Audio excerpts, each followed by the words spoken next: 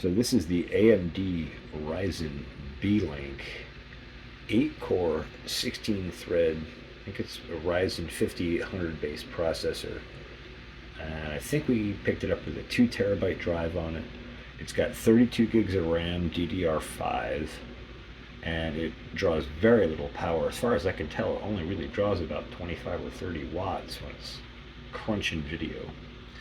And my friend Marty, well, it just crashed. I was testing a really huge video project, and I've got several other things going on, so I haven't stabilized this machine for that.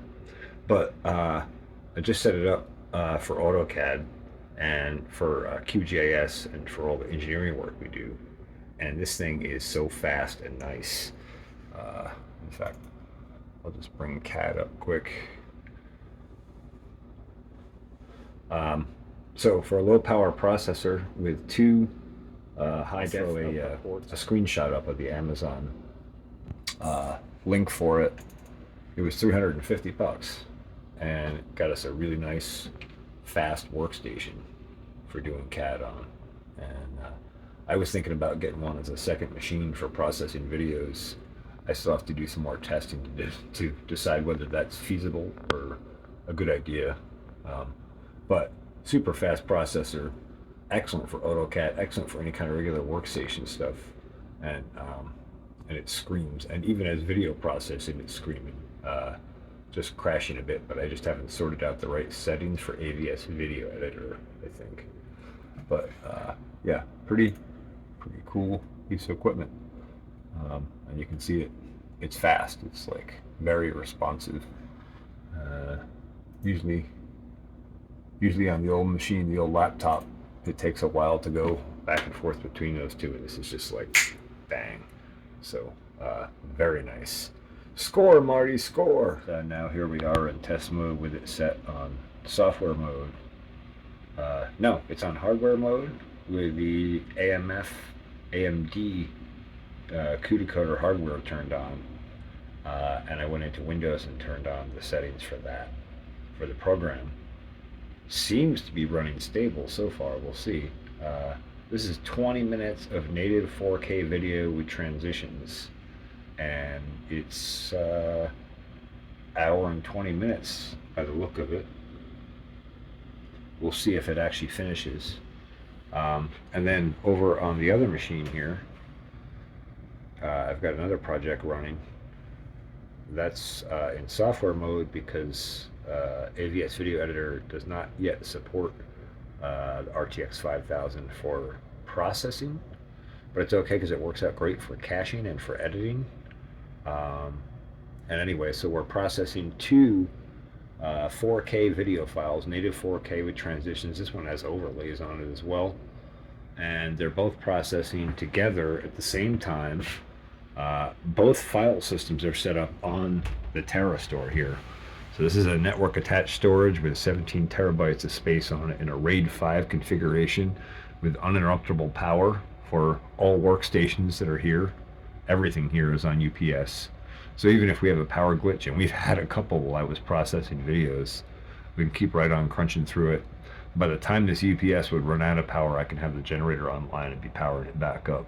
So 0 interruption time, full redundancy down the list. And this has a 2.5 gigabit Ethernet connection, 2.5 gigabit Ethernet connection, as well as a 1 gigabit Ethernet connection. So we're pushing about 3.5 gigabits direct connection to these workstations, because they both, well, this one only has 1 gig on it right now, but the other workstation, this one and the one out in the other room, both have 10 gigabit Ethernet cards, and this is a 10 gig router here.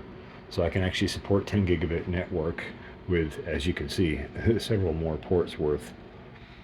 So new machines that are added to this network for video processing can just be collated. And this network attached storage is having absolutely no trouble keeping up with both of these workstations crushing video. So pretty nice setup once you get it stabilized. Boy, does it take a lot of work to get all that coordinated and working nice.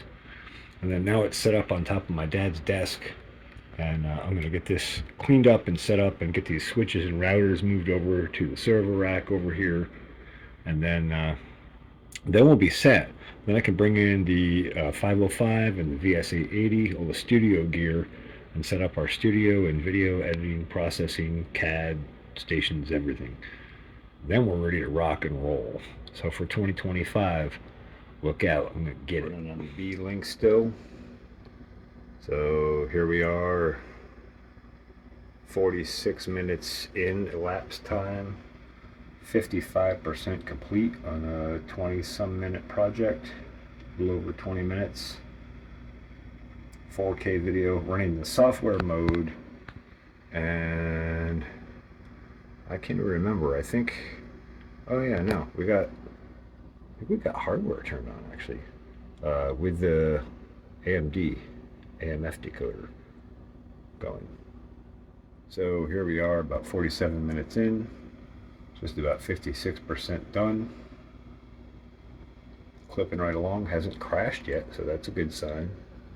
And yeah, I like it. Oh yeah, one thing I forgot to mention, for caching on the Beelink, I'm using a solid state drive on a USB hard drive adapter. It's those Sansheng drives that I had such trouble with on this machine. But so far it's working as a cache drive on this machine. I was just messing around really, but I thought I'd try it. And completed the project. See if we get any errors.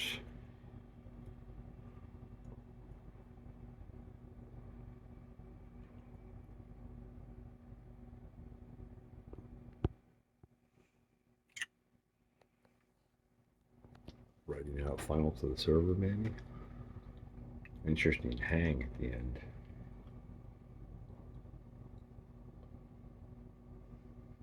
There we go. Sweet. So yes, the AMD Beelink will crush video stock